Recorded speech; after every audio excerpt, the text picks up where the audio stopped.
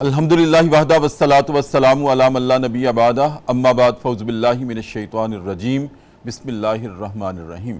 السلام علیکم ناظرین، پبلک نیوز ٹی وی چینل پر رمضان المبارک کی خصوصی سحری ٹرانسمیشن میں ڈاکٹر محمد طاہر مصطفیٰ پروگرام صدائے قرآن لے کر آپ کی خدمت میں حاضر۔ ناظرین کرام، آج الحمدللہ رب العالمین دوسرے عشرے کا آغاز ہے، 11واں روزہ ہے، سحری کے لمحات ہیں، قبولیت کی گھڑیاں ہیں۔ رمضان المبارک کا جو ایک مقصد، روزوں کا جو ایک مطلوب مقصد ہے ناظرین کرام، وہ تو اللہ رب العزت نے سورہ بقرہ کی آیت نمبر 183 میں ارشاد فرما دیا، جو بنیادی مقصد ہے کہ یا ایھا الذین آمنوا کتب علیکم الصیام کما کتب علی الذین من قبلکم لعلکم تتقون۔ لوگو، روزہ تم پر فرض کیا گیا ہے جیسے کہ تم سے پہلی امتوں پہ فرض کیا گیا تھا، تاکہ تم متقی اور پرہیزگار بن جاؤ۔ بنیادی مقصد ناظرین کرام اس عبادت کا یہ ہے کہ انسان تقوی کا حامل ہو جائے، تقوی کی صفت اسے نصیب ہو جائے۔ اور تقوی کیا ہے؟ اپنی تنہائیوں میں اللہ رب العزت سے ڈرنا اور ان باتوں سے دور رہنا جن سے اللہ رب العزت نے ہمیں منع کیا ہے، جس میں اس کی خوشنودی نہیں ہے، جس میں اس کی ناراضگی ہے، اپنی تنہائیوں میں۔ یہ تقوی کا خلاصہ ہے، یہ روح ہے، یہ اسپرٹ ہے۔ میں عرض کیا کرتا ہوں کہ دوسروں کے سامنے تو ہم دور رہتے ہیں، گناہوں سے بھی، برائیوں سے بھی۔ اصل بات اپنی تنہائیوں کی ہے، اصل تقوی تنہائی میں ہوتا ہے۔ اس کے ساتھ ناظرین کرام، اللہ رب العزت نے اسی پیرائے میں جہاں روزے کے تمام احکامات، تمام فضائل اکٹھے بیان کر دیے کلام اللہ میں، وہاں دو مقاصد اور بھی ارشاد فرمائے۔ ایک یہ وَلِتُكَبِّرُوا اللَّهَ عَلَىٰ مَا هَدَاكُمْ، تاکہ تم میری عطائے رحمت پہ میری تقدیس کرنے کے لائق ہو جاؤ، میری بڑائی کرنے کے لائق ہو جاؤ۔ اور اس پہ ہم نے کل کے پروگرام میں گفتگو بھی کی تھی۔ اور تیسرا مقصد ناظرین کرام یہ ہے لعلکم تشکرون، تاکہ تم میرے شکر گزار بندے بن جاؤ۔ یہ تین مقاصد ہیں ناظرین کرام روزے کی اس عبادت کے۔ لعلکم تشکرون، تاکہ تم شکر گزار ہو جاؤ۔ ناظرین کرام، شکر گزاری کیا ہے؟ شکر گزاری حقیقتاً اس بات کا نام نہیں ہے کہ اللہ نے جو نعمتیں مجھے عطا کی ہیں میں ان کو اپنے حصار میں رکھ کر ان کو روز گنتا رہوں اور بس زبان سے یہ کہتا رہوں کہ یا اللہ تیرا شکر ہے۔ اور ان نعمتوں کے حاصل ہونے کے بعد اگر میرے قرب و جوار میں، اگر میری ہمسائیگی میں، اگر میرے عزیز و اقارب میں، اگر میرے دوستوں میں یا میرے ارد گرد معاشرے میں کوئی بلبلا رہا ہے، کوئی بیماری کی آہ و بکا کر رہا ہے، کوئی مصائب کا شکار ہے، کوئی آلام کا شکار ہے، ناظرین کرام اس کیفیت میں مجھے اس کو دیکھ کر ترس نہیں آتا اور میں اللہ کی نعمتوں کا صرف زبان سے شکر ادا کرتا رہوں، تو یہ شکر نہیں ہے اور یہ شکر قابل قبول بھی نہیں ہے۔ اصل شکر کیا ہے؟ میں اکثر کہا کرتا ہوں کہ صرف زبان ہلا دینا ایسے تو جانور بھی کرتے ہیں۔ آپ کبھی مشاہدہ کریں، میں پہلے بھی عرض کر چکا ہوں کہ کسی اوپن ایئر پلیس پہ ہم جب کھانا کھاتے ہیں تو ہمارے ارد گرد کوئی جانور آ جاتے ہیں، کوئی کتا آ جاتا ہے، بلی آ جاتی ہے، وہ ہمیں کھانا کھاتے ہوئے دیکھ کر اپنی زبان بار بار باہر نکالتے ہیں۔ کیا مانگتے ہیں؟ کہ جو روٹی یا بوٹی کا ٹکڑا ہم کھاتے ہیں وہ چاہتے ہیں ہمیں بھی ڈال دیا جائے۔ اور اگر ہم ناظرین کرام ڈال دیں تو وہ دوبارہ اپنی زبان ہلا کر پاؤں کے ارد گرد گھوم کر ہمارا شکر ادا کرتے ہیں۔ اگر ہم نے روٹی یا بوٹی کا ٹکڑا ڈال دیا تو یہی کام تو جانور بھی کرتے ہیں، زبان ہلا کر شکر ادا کرنا۔ میں عرض کروں کہ یہ شکر کا حیوانی مقام ہے، اور اگر انسانی مقام ہم سوچنا چاہیں کہ وہ کیا ہے جو اللہ رب العزت ہم سے چاہتا ہے، شکر کا انسانی مقام یہ ہے ناظرین کرام کہ اللہ نے جو نعمتیں مجھے عطا کی ہیں، وہ علم کی دولت ہو، وہ فہم کی دولت ہو، وہ فراست کی دولت ہو، وہ مال کی دولت ہو، کوئی بھی دولت جس سے اللہ نے مجھے سرفراز کیا ہے، میں اللہ کی ان نعمتوں میں سے ان لوگوں کے ساتھ شیئر کروں جن کو اللہ نے اپنی حکمت کی وجہ سے محروم رکھا ہے۔ اس میں میرا بھی امتحان اور ان کا بھی امتحان۔ ان کا امتحان یہ تھا کہ وہ اس کیفیت میں اپنے اللہ کو پکارتے کتنا ہیں، اور میرا امتحان یہ ہے کہ مجھے اللہ نے دولت سے سرفراز کیا ہے تو میں اس میں سے کتنا حصہ نکالتا ہوں ان لوگوں کا جو محروم ہیں۔ یہ شکر کا حقیقتاً ناظرین کرام انسانی مقام ہے، اور یہی اللہ ہم سے چاہتا ہے۔ یہ نہیں کہ مال و دولت میں روز گنتا رہوں اور اس کو اپنے قبضے میں، اپنے حصار میں رکھوں، اور روزانہ نماز کے بعد یہ کہوں یا اللہ تیرا شکر ہے۔ ایسے تو جانور بھی کرتے ہیں۔ شکر تو یہ ہے کہ ان لوگوں کو بھی شریک کروں اپنے مال میں جن کو اللہ نے محروم رکھا ہے کسی وجہ سے اور مجھے عطا کیا ہے۔ ایک بات تو ناظرین کرام یہ ہے، روزہ کی عبادت ہمیں یہ شکر گزاری سکھاتی ہے اور ہمیں احساس دلاتی ہے کہ لوگوں، جب تم افطار کرتے ہو تو غور کرو، تمہارے سامنے صرف ایک دن کی افطاری کے لیے 12 ڈشز موجود ہوتی ہیں تمہاری پسند کی۔ تمہاری پسند کے شربت بھی ہوتے ہیں، تمہاری پسند کے مختلف انواع کے کھانے بھی ہوتے ہیں، 12 14 جتنی بھی تم چاہو وہ ڈشز تمہارے سامنے ہوتی ہیں ایک دن کو روزہ افطار کرنے کے لیے۔ کیا کبھی تم نے سوچا ہے کہ تمہارے قرب و جوار میں، تمہارے ہی عزیز و اقارب میں ایسے بھی لوگ ہیں کہ جن کے گھروں میں 12 مہینے فاقہ رہتا ہے؟ تم تو ایک دن کی افطاری کے لیے 12 ڈشز تمہارے سامنے ہوتی ہیں، ان کے گھر میں 12 مہینے فاقہ رہتا ہے۔ کیا کبھی تم نے ان کا بھی سوچا؟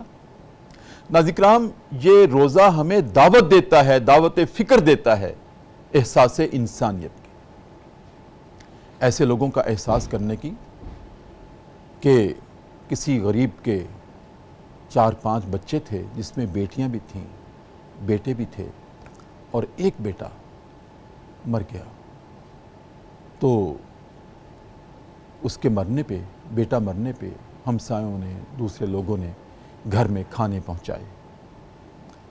مرگ والا گھر تھا تو کھانے پہنچائے۔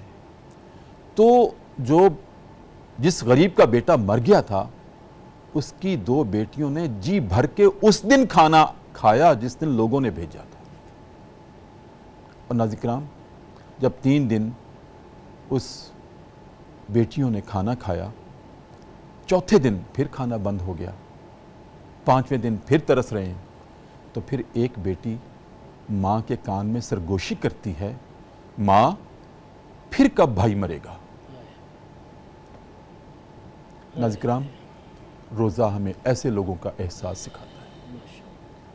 یہ ہے روزے کا اصل مقصد۔ صرف صبح فجر کے وقت روزہ رکھ لینا، شام کو افطار کر لینا اور دوپہر میں سارا دن آرام سے سوتے رہنا، یہ روزے کا مقصد نہیں ہے۔ روزے کا مقصد ایسے لوگوں کا احساس ہے۔ ناظرین کرام، بڑھتے ہیں اپنے پروگرام صدائے قرآن کی طرف۔ الحمدللہ رب العالمین، جو صدا ہم نے الحمد سے شروع کی تھی آج پہنچی ہے، قرآن کریم کا 7واں پارہ ہے، سورہ الانعام ہے، اور آیت نمبر 59 سے لے کر 62 تک کے مضامین ہماری گفتگو کا موضوع ہوں گے۔ تو آئیے ناظرین کرام، سب سے پہلے ہم آج کے سبق کی تلاوت سماعت کرتے ہیں امام حرمین شریفین قاری عبدالرحمن السدیس کی آواز میں۔ بسم اللہ الرحمن الرحیم۔ اور اسی اللہ کے پاس ہیں غیب کی کنجیاں جنہیں اس کے سوا کوئی نہیں جانتا۔ بحر و بر میں جو کچھ بھی ہے وہ سب اس اللہ کے علم میں ہے۔ درخت سے گرنے والا کوئی پتا ایسا نہیں ہے جس کا اسے علم نہ ہو۔ زمین کے تاریک پردوں میں کوئی دانہ ایسا نہیں ہے جس سے وہ باخبر نہ ہو۔ خشک و تر سب ایک کھلی کتاب میں لکھا ہوا ہے۔ وہی ہے جو رات کو تمہاری روحیں قبض کرتا ہے اور دن کو جو کچھ تم کرتے ہو وہ سب جانتا ہے۔ پھر ہر دوسرے روز اسی عمل کا اعادہ ہوتا رہتا ہے تاکہ تم زندگی کی ایک مقررہ مدت کو پورا کر سکو۔ آخرکار تمہیں واپس اسی کی طرف لوٹنا ہے، پھر وہ تمہیں بتا دے گا کہ تم کیا کیا کرتے تھے۔ وہ اپنے بندوں پر پوری قدرت رکھتا ہے اور تمہاری حفاظت کے لیے نگران مقرر کر کے بھیجتا ہے، یہاں تک کہ تم میں سے جب کسی کی موت کا وقت آ جاتا ہے تو اس کے بھیجے ہوئے فرشتے اس کی جان نکال لیتے ہیں اور اپنا فرض انجام دینے میں ذرا کوتاہی نہیں کرتے۔ پھر سب کے سب اپنے مالک حقیقی کی طرف واپس لائے جاتے ہیں۔ خبردار ہو جاؤ، فیصلے کے سارے اختیارات اسی اللہ کو حاصل ہیں اور وہ حساب لینے میں تاخیر بھی نہیں کرتا۔ ناظرین کرام، یہ ہمارا سبق ہے پروگرام صدائے قرآن میں، اور اس وقت الحمدللہ رب العالمین پبلک نیوز ٹی وی چینل پر سحر ٹرانسمیشن ہے، اور اس سحر ٹرانسمیشن میں ہم آج اپنے سبق کی طرف گامزن ہیں۔ ناظرین کرام، اللہ رب العزت کی جو صفات ہیں، جو آج کے سبق کا مقدمہ بنتا ہے، وہ میں عرض کرنے لگا ہوں آپ کے سامنے۔ اللہ کی جو صفات ہیں وہ اپنی ہر صفت میں کمال کا درجہ رکھتا ہے۔ مثلا ناظرین کرام، بے شک اللہ کی صفات میں حیات ہے، علم ہے، قدرت ہے، سمع ہے، بصر ہے، اس کا ارادہ ہے، اس کی مشیت ہے، اس کی خالقیت کی صفت ہے، اس کی رزاقیت کی صفت ہے۔ ناظرین کرام، ان تمام صفات میں اور بے شمار اللہ رب العزت کی صفات ہیں۔ کلام اللہ گواہی دیتا ہے کہ اگر اس دنیا کے، اس کائنات کے تمام سمندروں کا پانی سیاہی بن جائے اور تمام درخت قلم بن جائیں، تب بھی اللہ کی صفات ختم ہونے والی نہیں ہیں۔ یہ تو میں نے چند صفات کا تذکرہ کیا ہے، یہی تو اس کی توحید ہے کہ وہ اپنی ہر صفت میں کامل ہے۔ لیکن ناظرین کرام، دو صفات اللہ رب العزت کی ایسی ممتاز حیثیت رکھتی ہیں، ایک ہے اس کا علم اور ایک ہے اس کی قدرت، یعنی کہ اس کا اختیار۔ یہ تمام صفات پر بھی ممتاز حیثیت رکھتی ہیں دو صفات۔ ہمارا علم کیا ہے کہ ہم معمولی سا علم رکھتے ہیں ظاہر کے بارے میں، جبکہ اللہ باطن کے بارے میں بھی علم رکھتا ہے۔ میرے دل میں کیا ہے، میرا قریب سے قریب ترین رشتہ بھی نہیں جان سکتا، وہ جانتا ہے میرے دل میں کیا ہے۔ یہ اس کے علم کا احاطہ ہے۔ اسی طرح سے ناظرین کرام، مجھے کیا معلوم اس آنکھ کا عالم کیا ہے، اس کان کا عالم کیا ہے، اس دنیا کا عالم کیا ہے، پہلے آسمان کا عالم کیا ہے، دوسرے آسمان، تیسرے، چوتھے، پانچویں، چھٹے اور ساتویں آسمان کا عالم کیا ہے، وہی جانتا ہے۔ یہ سب کچھ اسی کو علم ہے۔ اس کے علاوہ ناظرین کرام، دوسری جو اس کی صفت ہے رب العالمین کی، وہ اس کی قدرت ہے، اس کا اختیار ہے۔ دیکھیں، میں ظاہری اعتبار سے اپنے والدین کو، اپنی اولاد کو، اپنے عزیز و اقارب کو رزق دے سکتا ہوں، اور اس کی قدرت، اس کا اختیار کہ وہ ان مخلوقات کو بھی رزق عطا کرتا ہے جہاں تک میری پہنچ ہی نہیں ہے۔ آپ اپنے فرش سے ایک سلیب اکھاڑ کے دیکھیں، نیچے سے لائیو زندہ حشرات الارض نکلیں گے۔ کون ان کو ہوا پہنچاتا ہے اپنی قدرت سے؟ میں تو نہیں پہنچا سکتا۔ کون ان کو زندہ رہنے کے لیے زمین کے اندر رزق پہنچاتا ہے؟ میں اگر زمین کے ایک ٹکڑے کو کہوں کہ میرے لیے اس طرح سے رزق پیدا کر دے، بغیر کسی سبب کے، ایک زمین کا ایک انچ بھی پابند نہیں ہے کہ میری خواہش کو پورا کر سکے۔ لیکن ناظرین کرام، پوری کائنات اللہ رب العزت کے قدرت اور اختیار کی پابند ہے۔ وہ جیسے حکم دیتا ہے ویسے ہی ہوتا ہے، یہ اس کا اختیار ہے۔ دیکھیں، مجھے کچھ بھی وجود میں لانے کے لیے اسباب کی ضرورت ہے، اس کو کچھ بھی وجود میں لانے کے لیے کسی سبب کی ضرورت نہیں ہے۔ وہ کن کہتا ہے اور ہو جاتا ہے۔ آج کے سبق میں ناظرین کرام، اللہ رب العزت نے ایک تو یہ ارشاد فرمایا ہے کہ کائنات کے، زمین و آسمان کے جتنے بھی غیب کے معاملات ہیں، اس کی کنجیاں اللہ کے پاس ہیں۔ ناظرین کرام، جو کنجیاں ہوتی ہیں نا، چابی جسے ہم کہتے ہیں، یہ ظاہر ہے اس کی ہوتی ہے جہاں کوئی خاص چیز پڑی ہوئی ہو، جہاں چھپا کے رکھی ہوئی ہو۔ تو اللہ نے نہ جانے کیا کیا خزانے چھپا کے رکھے ہیں اپنی مخلوقات کے لیے، اس کی کنجیاں اس نے کہا میرے پاس ہیں۔ بحر و بر میں، زمین میں، سمندروں میں، خلاؤں میں، فضاؤں میں جو کچھ ہو رہا ہے ہمیں اس کا کیا علم ہے، وہی جاننے والا ہے اور اسی کو اس کا علم ہے۔ پھر ناظرین کرام، اللہ رب العزت نے یہ بھی ارشاد فرمایا ہے کہ غیب کے خزانے۔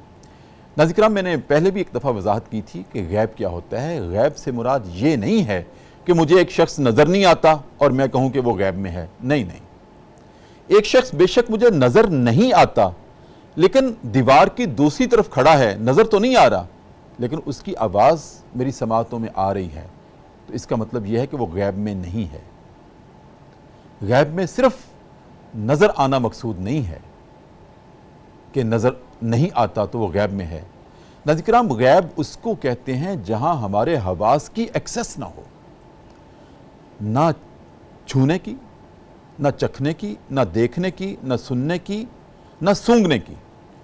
یہ 5 حواس جہاں جواب دے جائیں جس چیز سے تو وہ غیب میں ہے۔ ورنہ تو ماں کے پیٹ میں الٹرا ساؤنڈ کر کے جو ہمارے حواس سے آپریٹ ہوتا ہے یہ معلوم کر لیا جاتا ہے کہ لڑکا ہے یا لڑکی ہے، حالانکہ وہ غیب میں ہے، ماں کے پیٹ میں ہے، لیکن وہ بھی آج غیب نہیں رہا۔ انسان کے حواس سے مشین آپریٹ ہوتی ہے الٹرا ساؤنڈ کی اور معلوم کر لیا جاتا ہے۔ اور یہ جو اللہ رب العزت نے کہا ہے کہ مجھے ہی معلوم ہے کہ تمہارے ماؤں کے پیٹوں میں کیا ہے، ارحام میں کیا ہے، وہ لڑکا اور لڑکی کی بات نہیں ہے، وہ تو یہ ہے کہ ماں کے پیٹ سے پیدا ہونے کے بعد وہ کیا ہوگا تمہیں کیا معلوم، نیک ہوگا یا بد ہوگا، وہ معیشت دان ہوگا یا سیاست دان ہوگا، یہ مجھے ہی پتا ہے، وہ ذی شعور ہوگا یا جاہل ہوگا، یہ اس کو پتا ہے۔ ناظرین کرام، یہ آج ہمارے سبق کا مقدمہ ہے۔ اور اس کے علاوہ جو اللہ رب العزت نے یہاں بیان کیا ہے کہ غیب کی چابیاں میرے پاس ہیں، ناظرین کرام یہ بھی ایک مسئلہ ہے، یہ بھی ایک سوال پیدا ہو سکتا ہے جو آج ہم ڈسکس کریں گے کہ ایک ہے علم غیب، ایک ہے علم نجوم، ایک ہے علم قیافہ، یہ سارے کیا ہیں؟ غیب کی حدود کیا ہیں؟ یہ علم نجوم کیا ہے؟ اور پھر بعض اوقات ناظرین کرام ہم کہتے ہیں کہ وہ شخص تصوف میں بہت اعلیٰ مقام رکھتا ہے اور وہ ولی کامل ہے، وہ صوفی ہے، وہ حالات بتا دیتا ہے۔ ناظرین کرام یہ کیا ہے؟ یہ غیب کے کس دائرے میں بات آتی ہے؟ یہ بھی آج ہماری گفتگو کا موضوع ہوگا۔ آپ نے کہیں نہیں جانا، سحر کی گھڑیاں ہیں اور بہت خوبصورت پروگرام ہونے لگا ہے، اور ان تمام موضوعات پہ گفتگو کرنے کے لیے ناظرین کرام میری دائیں جانب جو شخصیت تشریف رکھتی ہیں آپ کی جانی پہچانی، اور کل ہی ماشاءاللہ وہ حرمین جا رہے ہیں، اور میں نے آج ان کی زندگی میں سے یہ لمحے مستعار مانگے ہیں کہ ہمیں جاتے جاتے ضرور صدائے قرآن میں ہمارے ناظرین کے لیے کچھ تشفی کا سامان پیدا کر جائیں، ہماری راحت اور سکینت کا سامان پیدا کر جائیں۔ اللہ تعالیٰ ان کو لمحہ بلمحہ اپنی حفاظت میں رکھے۔ حرمین میں مبارک سفر پہ جا رہے ہیں اور ہم بھی چاہتے ہیں، ہم بھی منتظر ہیں کب بلاوا آتا ہے۔ جناب ڈاکٹر مفتی امداد محمود فرید ناظرین کرام ماشاءاللہ عمرے کے لیے جا رہے ہیں اور آج ہمارے پاس موجود ہیں۔ السلام علیکم۔ وعلیکم السلام ورحمۃ اللہ۔ کیسے مزاج میں؟ الحمدللہ خیریت سے ہیں؟ اور ناظرین کرام میری بائیں جانب تشریف رکھتے ہیں ماشاءاللہ نوجوان اسکالر، پروگرام صدائے قرآن کی قوس قزح کے رنگوں میں سے ایک خوبصورت رنگ، جس میں تحقیق بھی ہے، جس میں تصنیف بھی ہے، جس میں تالیف بھی ہے، جس میں رسوخ بھی ہے، جناب حافظ محمد عدنان بشیر۔ السلام علیکم ورحمۃ اللہ۔ وعلیکم السلام ورحمۃ اللہ۔ سر بہت کیسے ہیں آپ شکریہ، سب؟ ٹھیک اللہ ہیں؟ تعالیٰ آپ کو برکتوں سے نوازے، بہت جیتے شکریہ۔ رہیں۔ مجھ سے مقدمہ میں نے پروگرام کا آپ کے سامنے رکھا حسب معمول۔ سب سے پہلے اللہ رب العزت نے یہاں ارشاد فرمایا ہے وَعِندَهُ مَفَاتِحُ الْغَيْبِ کہ غیب کی ساری کنجیاں اس کے پاس ہیں۔ میں نے مختصر آیت پڑھی ہے۔ کنجیاں جو ہوا کرتی ہیں وہ ظاہر ہے کسی خزانے کی ہوا کرتی ہیں، کسی چھپی ہوئی چیز کی ہوا کرتی ہیں۔ تو یہاں جو اللہ رب العزت نے ارشاد فرمایا ہے کہ غیب کی ساری کنجیاں میرے پاس ہیں، کچھ خزانوں کی بات ہوئی ہے یا کس پیرائی میں اللہ رب العزت نے یہ ارشاد فرمایا ہے؟ بسم اللہ الرحمن الرحیم، الحمدللہ رب العالمین والعاقبۃ للمتقین والصلاة والسلام علی سید الانبیاء والمرسلین نبینا محمد خاتم النبیین و رؤوف الرحیم وعلی آلہ و اصحابہ وبارک وسلم تسلیما کثیرا اما بعد فاعوذ باللہ من الشیطان الرجیم بسم اللہ الرحمن الرحیم۔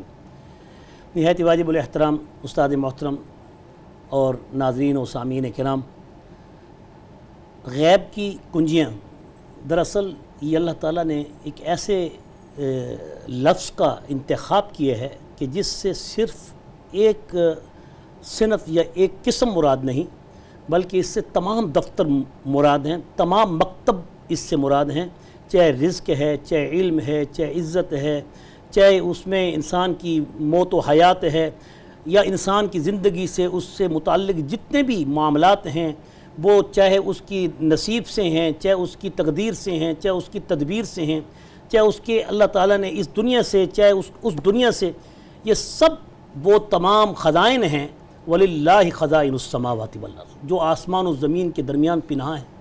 تو غیب کی تو تعریف بہت ہی بڑی ہے، جس میں خزائن کا لفظ استعمال کیا، اور پھر مفاتیح یعنی وَعِنْدَهُ مَفَاتِحُ الْغَيْبِ لَا يَعْلَمُهَا إِلَّا هُوَ، اور اللہ ہی ان تمام غیب کے دروازوں کو کھولنے کا یعنی اختیار رکھتا ہے۔ اگرچہ یہ بات بھی ہم علماء کرام سے ہم جو سنتے ہیں، تو اس بات کی یہ دلیل ہے کہ اللہ کے ہاں تو کوئی چیز غیب ہے ہی نہیں۔ یہ تو ہمارے لیے سمجھانے کی خاطر بتایا جا رہا ہے کہ تم سے کوئی چیز غیب ہے تو وہ چیزیں تمہارے لیے غائب ہیں، اور ان غیب کے علوم میں جب سبب بھی نہ ہو، اور جب اس کے اندر کوئی وحی بھی نہ ہو، اور جب انباء غیب بھی نہ ہوں، جیسے قرآن پاک نے اس کا بڑا واضح مدلل جواب دیا ہے کہ وَتِلْكَ الْأَنْبَاءُ الْغَيْبِ نُوحِيهَا إِلَيْكَ مَا كُنْتَ تَعْلَمُهَا۔ تو یہ وہ علوم ہیں کہ جس کے اندر جب اسباب کی لائن، جیسے آپ نے شروع میں مقدمے میں بتایا کہ اسباب جب منقطع ہو جاتے ہیں تو یا غیاسی عند کل کربت ومونسی عند کل وحشت ومجیبی عند کل دعوت ومعاذی عند کل شدت ورجائی حین تنقطع حیلتی۔ یہ وہ اتنے خوبصورت صوفیاء کرام کی یہ دعائیں اس بات کی سب سے پہلے عکاسی کرتی ہیں کہ اللہ کے علم غیب کو پہلے مانو، اللہ کو عالم الغیب مانو۔ انبیاء کرام ہیں یا اولیاء کرام ہیں، ان پر اللہ تعالیٰ کی طرف سے جو وحی کا علم آتا ہے وہ انباء غیب کہلاتے ہیں، اور وہ انباء غیب ایسی ہیں کہ جس کے بارے میں رسول اللہ صلی اللہ علیہ وسلم کی احادیث کثرت سے موجود ہیں کہ اللہ تعالیٰ نے رسول اللہ صلی اللہ علیہ وسلم کو وما هو علی الغیب بضنین، وہ وحی کا حصہ ہے، وہ ایک سبب ہے۔ عالم الغیب اللہ کی ذات ہے، اور انباء غیب یعنی علم غیب پر مطلع کرنے والے پھر اللہ تعالیٰ نے انبیاء کو رکھا ہے، وہ اپنے تابع کیے ہے، اپنے علم کے تابع کیے ہے، اپنی وحی کے تابع کیے ہے، نہ کہ اس میں کسی سبب کے ماوراء وہ کوئی عالم یا وہ اللہ والا یا وہ کوئی ولی یا وہ نبی یا محبوب کریم محمد الرسول اللہ صلی اللہ علیہ وسلم، جتنے بھی علوم ہم تک انہوں نے پہنچائے ہیں وہ سب وہی کے مرہون منت ہیں۔ اس لیے تو قرآن پاک کی بڑی واضح آیت ہے کُلَّ أَمْلِكُ لِنَفْسِي نَفْعًا وَلَا ضَرًّا إِلَّا مَا شَاءَ اللَّهُ وَلَوْ كُنْتُ أَعْلَمُ الْغَيْبِ لَاسْتَكْثَرْتُ مِنَ الْخَيْرِ وَمَا مَسَّنِيَ السُّوءُ إِنْ أَنَا إِلَّا نَذِيرٌ وَبَشِيرٌ لِقَوْمٍ يُؤْمِنُونَ۔ اگر میں علم غیب کی کلی طور پر، جیسے آپ نے فرمایا کہ علم کلی اور دسترس کلی یعنی جس کو ہم کہتے ہیں قبضہ یعنی قدرت کلی، وہ بھی اللہ کے پاس، اور علم محیط اور کلی بھی اللہ کے پاس، اور اس میں پھر اللہ رب العزت اپنے بندوں کو جب وہ علم عطا کرتے ہیں تو وہ علم غیب ان کو اللہ تعالیٰ اپنی وحی کے ذریعے یا الہام کے ذریعے عطا کرتے ہیں۔ وہ اس علم غیب کو نہیں ثابت کر رہے جس علم غیب کی اللہ کے ساتھ اللہ کی ذات کے ساتھ جو خاص ہے، وہ عالم الغیب نہیں ہو سکتے، چاہے نبی ہیں، ولی ہیں، اتقیاء ہیں، اولیاء ہیں، صلحاء ہیں۔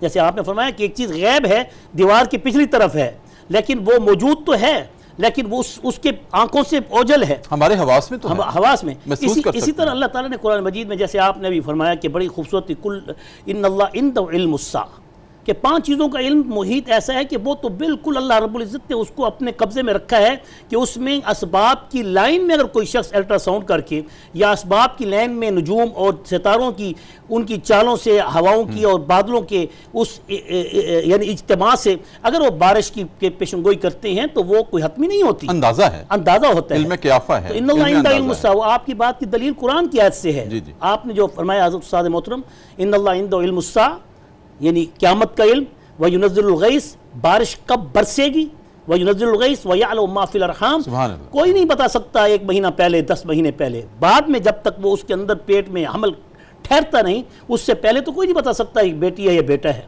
تو فرمایا کہ وَيَعْلَمُ مَا فِي الْأَرْحَامِ وَمَا تَدْرِي نَفْسٌ مَاذَا تَكْسِبُ غَدًا، کل کیا ہونے والا ہے، وَمَا تَدْرِي نَفْسٌ بِأَيِّ أَرْضٍ تَمُوتُ، کہاں پر موت تمہاری واقع ہونے والی ہے۔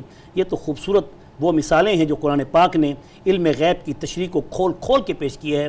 پھر بھی اگر آج ہماری سوئے قسمت کہ اگر ہم ایسے نجومیوں کے پاس، ایسے کہنوں کے پاس، ایسے غیب دانوں کے پاس جو دعوے کرتے ہیں اور جھوٹ کے پلندرے ہوتے ہیں، امت کے ایمانوں کے ساتھ کھیلتے ہیں اور ان کے اعمال کو تباہ کرتے ہیں اور ان کے تمام اعمال حبط کر دیتے ہیں، کیوں نہ بتاؤں وہ حدیث رسول اللہ صلی اللہ علیہ وسلم کی کہ جب کوئی شخص علم غیب کی اضافت کسی بندے کی طرف کرتا ہے یا کسی کاہن کی طرف کرتا ہے، من اتی عرافا فسألہ عن شیء لم تقبل لہ صلاۃ 40 لیلہ، یہ مسلم شریف کی حدیث ہے کہ ایسے شخص کی 40 دن تک دعا قبول نہیں ہوتی جو کسی کو ہاتھ دکھائے یا کسی سے علم غیب کی خبر لے اور وہ اپنے شیطانوں سے یا اپنی کہانت سے یا اپنے رمل سے یا اپنے جفر سے، علم جفر سے، علم رمل سے، علم قیافہ سے، اگر وہ کسی طرح سے اگر وہ علوم کی اگر وہ کوئی بات شدھ بدھ دیتا بھی ہے تو اس کا کوئی اعتبار نہیں کرنا چاہیے۔ اگر اعتبار کر لیا تو رسول اللہ کا یہ بھی فرمان ہے، من اتی عرافا او کاہنا فصدقہ مما یقول، کہ جو شخص کسی عراف کے پاس، نجومی کے پاس، کاہن کے پاس، جنات والے علم کے پاس اگر جا کر اپنا ہاتھ دکھاتا ہے یا اس سے خبر پوچھتا ہے اور وہ اس کو مستقبل کی خبر بتاتا ہے اور پھر وہ اس کی تصدیق کرتا ہے، مما یقول فقد کفر بما انزل محمد فقد کفر بما انزل علی محمد صلی اللہ علیہ وسلم۔ اس حدیث کو صحیح الجامع و البانی نے اس کو نقل کیا ہے کہ اس شخص نے حضور پہ اترے ہوئے قرآن مجید، اس کلام اللہ کا انکار کر دیا۔ اللہ یہ سب سے بڑا گناہ کبیرہ ہے، بلکہ ایمان سے فارغ ہونے کی دلیل ہے۔ اللہ نہ کرے کفر نباشد ایسے اعمال کرنے والوں کو ضرور مطلع کیا جائے، انہیں بتایا جائے ایسے لوگوں کے پاس مت جاؤ جو تمہیں غیب کی خبریں بتاتے ہیں یا اخباروں کی خبریں جو کہ ہفتہ کیسے گزرے گا، یہ کیسے ہوگا۔ یہ سب اعمال ایسے ہیں جو ہمارے عقیدے کو ایمان غارت ہونے کا، ایمان جس میں کے اندیشہ غارت ہے۔ ہونے کا بہت ہی خطرہ ہے۔ جی بالکل۔ اللہ تعالی ہم سب کی حفاظت فرمائے۔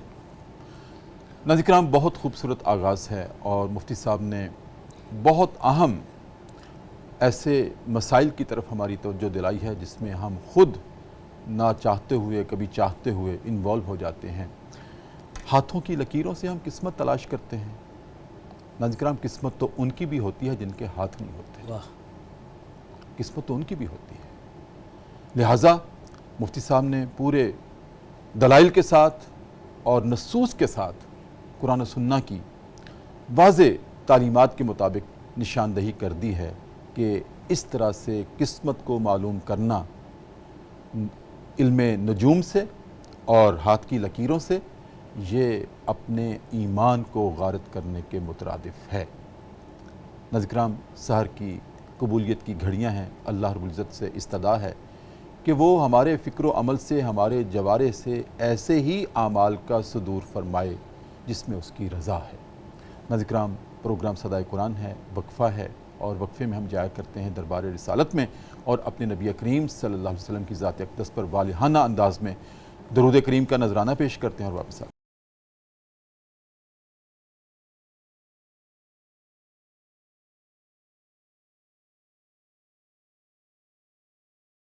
وقفے کے بعد ناظرین کرام دوبارہ آپ کی خدمت میں حاضر ہیں۔ پبلک نیوز ٹی وی چینل ہے۔ آج الحمدللہ رب العالمین ناظرین کرام 1445 ہجری ہے، رمضان المبارک کا مہینہ ہے اور دوسرے عشرے کا آغاز ہے، 11واں روزہ ہے اور سحر کی قبولیت کی گھڑیاں ہیں۔ اس میں ہمارا پروگرام ہے صدائے قرآن اور آج ہمارا سبق ہے قرآن کریم کا 7واں پارہ ہے اور سورہ الانعام ہے۔ آیت نمبر 59 سے لے کر 62 تک کے مضامین ہماری گفتگو کا موضوع ہیں اور آج ہمارے مہمان ہیں ناظرین کرام جناب ڈاکٹر مفتی امداد محمود فرید اور جناب حافظ محمد عدنان بشیر۔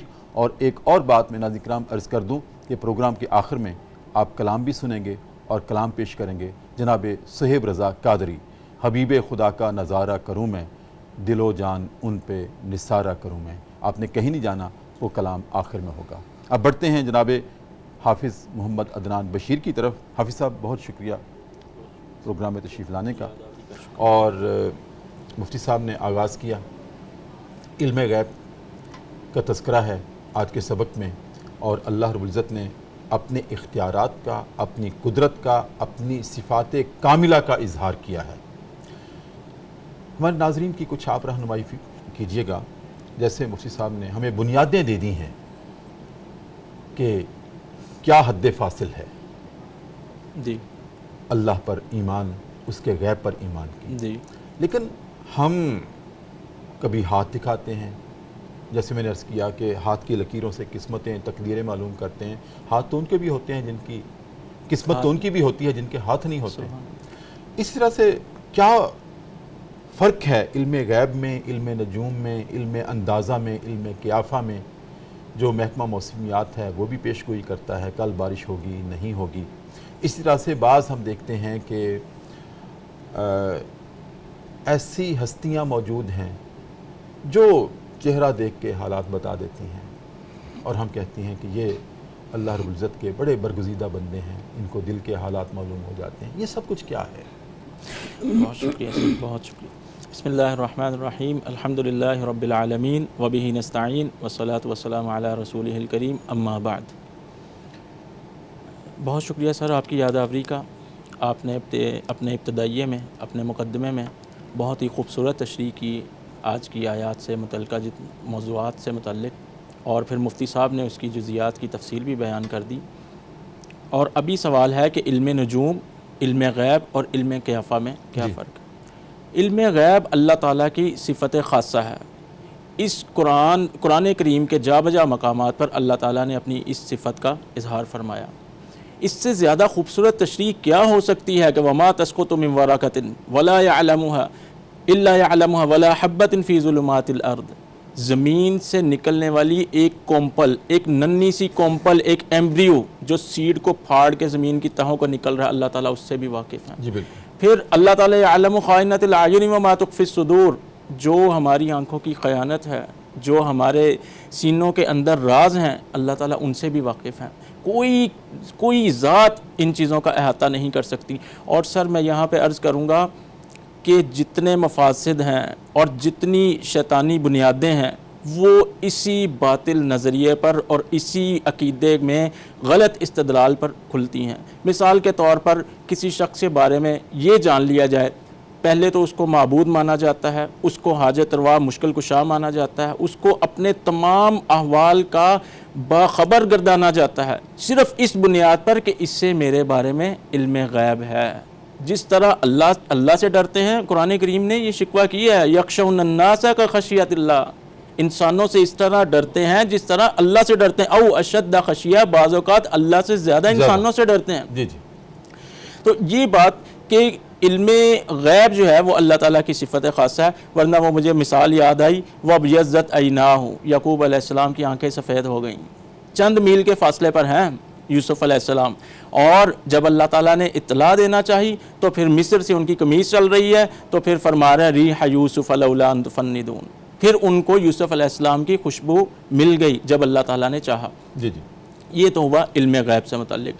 کوئی نجومی، جس طرح مفتی صاحب نے تھوڑی دیر پہلے یہ باتیں ذکر کی، کوئی نجومی، کوئی کاہن، کوئی رمال، کوئی جفار، کوئی بھی جوتشی، قسمت کا حال بتانے والا، فال نکالنے والا، یہ دعویٰ نہیں کر سکتا کہ وہ غیب کے باتوں کو جانتا ہے۔ اب دوسری بات یہ ہے کہ علم نجوم کیا ہے۔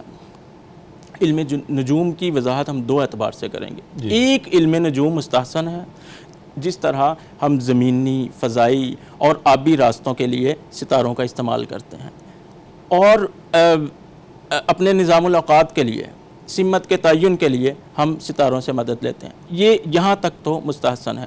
اور نبی علیہ السلام نے فرمایا کہ من اقتبس علم من النجوم اکتسب شعبۃ من السحر زاد وما زاد، جس نے ستاروں کا علم اس لیے حاصل کیا کہ وہ جادوگر بننا چاہ رہا ہے یا معاشرے کا امن برباد کرنا چاہ رہا ہے، تو وہ جادو کو ہی سیکھ رہا ہے، زاد وما زاد، جتنا ستاروں کا علم حاصل کرے گا اتنا وہ جادوگری میں آگے بڑھتا جائے گا۔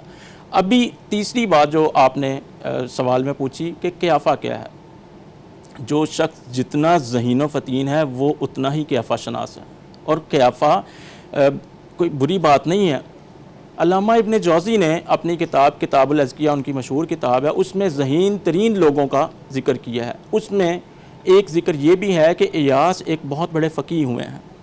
وہ ایک دن اپنے تلامذہ کے پاس بیٹھے ہیں اور کہنے لگے ہیں کہ فلاں جگہ سے جو کتے کی آواز آ رہی ہے وہ بندھا ہوا ہے. کچھ دیر بعد کہنے لگے وہی آواز کتے کی اب جو آ رہی ہے کتے کو کھول دیا گیا ہے. تو تلامذہ کہنے لگے، ان کے شاگرد کہنے لگے کہ استاد جی آپ نے کیسے دیکھ لیا کہ وہ پہلے کتا بندھا ہوا؟ کہنے لگے جب پہلے میں نے کہا تھا کہ کتا بندھا ہوا ہے، ایک ہی جگہ سے آواز آ رہی تھی. تو میرے قیافے نے، میرے وجدان نے اس چیز کا احاطہ کر لیا کہ کتا ایک ہی جگہ سے بول رہا ہے. پھر جب اسے چھوڑ دیا گیا تو پھر کبھی وہ آواز قریب آتی تھی، کبھی وہ دور جاتی تھی. تو پھر میں نے اندازہ لگایا کہ کتے کو اب چھوڑ دیا. مطلب یہ ہوا کہ حالات و واقعات اور قرائن سے اندازہ جی رائے قائم کرنا یہ علم قیافہ ہے، علم اندازہ ہے، اور یہی محکمہ موسمیات کرتا ہے حالات و قرائن سے. 100% ایکوریٹ تو نہیں ہوتا. پھر ایک دن کہنے لگے کہ یہ جو قریب گھاٹ ہے نا جہاں سے پانی پیتے ہیں جانور، کہنے لگے جی استاد جی وہاں پر ایک اجنبی کتا آ گیا ہے. سب ان کے شاگرد جو ہے نا حیرت زدہ ہو کر، استاد جی آپ کو کیسے پتا کہ وہ کتا اجنبی ہے؟ کہنے لگے کہ جب وہ بھونکتا ہے نا تو اس کے بھونکنے میں ایک مبہوت سی اس کی آواز ہے اور غمزدہ انداز میں اور بڑی اجنبیت سے وہ بھونک رہا ہے، جبکہ دوسرے کتے بڑے غضبناک انداز سے اس پہ دھاوا بول رہے ہیں. تو اس انداز سے میں دیکھ رہا ہوں کہ وہ اجنبی کتا ہے. پھر ہم جیسے آپ نے فرمایا کہ بڑے بڑے اولیاء اللہ ہیں یا صوفیاء کا آپ نے ذکر کیا، تو وہ ظاہری قرائن کو دیکھ کر ہم بعض اوقات دیکھ نہیں لیتے کہ فلاں آپ کے چہرے سے جو ہے پریشانی کے آثار نمایاں ہو رہے ہیں. ہم فلاں بعض اوقات کہہ دیتے ہیں لگتا ہے. یہاں حفصہ میں بہت احترام کے ساتھ میں عرض کروں گا کہ یہ جو بات آپ کر رہے ہیں نا کہ اولیاء اکرام جو اندازہ لگا لیتے ہیں کیفیات کا، مفتی صاحب میں تصوف کو اس دائرے میں لیا کرتا ہوں، میں اپنی ذاتی بات کر رہا ہوں. تصوف کیا ہے؟ اللہ کی طرف لو لگانا. جی تصوف اللہ کی طرف لو لگانا ہے، اور وہ بھی اپنی تنہائیوں میں. جی میں عرض کروں کہ آپ جس پر جتنی نگاہ رکھیں گے نا، جتنی لو لگائیں گے، اس کی صفات منعکس ہو کر آپ کی طرف پلٹیں گی. بے شک بے شک یہ طے ہے. جی بالکل ایسے ہی. اور آپ کا چہرہ اس طرف ہے، میں آپ کو دیکھ رہا ہوں، اب فٹ چہرہ ادھر کریں گے. جی آپ دیکھ لیں، مشاہدہ کر لیں. جی مشاہدہ کر جی لیں، بالکل آپ پلٹیں گے. جی بالکل.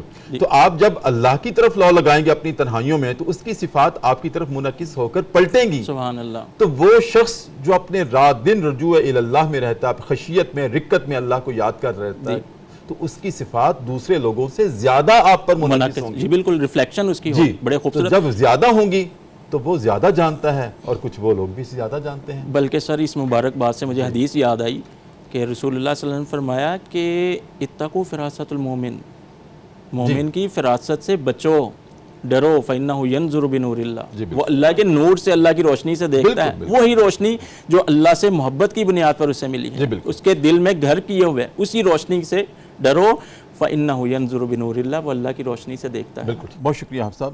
ناظرین کرام، آج کے سبق سے جو ہم نے سیکھا ہے اور جو آج روح تھی اس سبق کی، وہ یہ تھی کہ غیب کے تمام خزانوں کی کنجیاں اللہ کے پاس ہیں.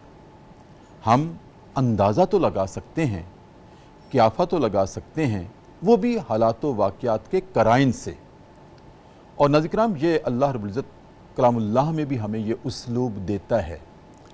قرآن کریم میں 3 پیرایوں سے انسان کی اللہ رب العزت نے تربیت کرنا چاہی ہے. ایک تو یہ ہے کہ اس کو ماضی کے واقعات اور اسباق عبرت کے طور پر اس کے سامنے رکھے ہیں. پھر اسی انسان کو ماضی کے حالات و واقعات کی روشنی میں آج کا تجزیہ کرنے کی ترغیب دی ہے، اور پھر آج کا تجزیہ کرنے کے بعد کل کی ایسٹیمیشن فور کاسٹ کرنے کی بھی ترغیب دی ہے.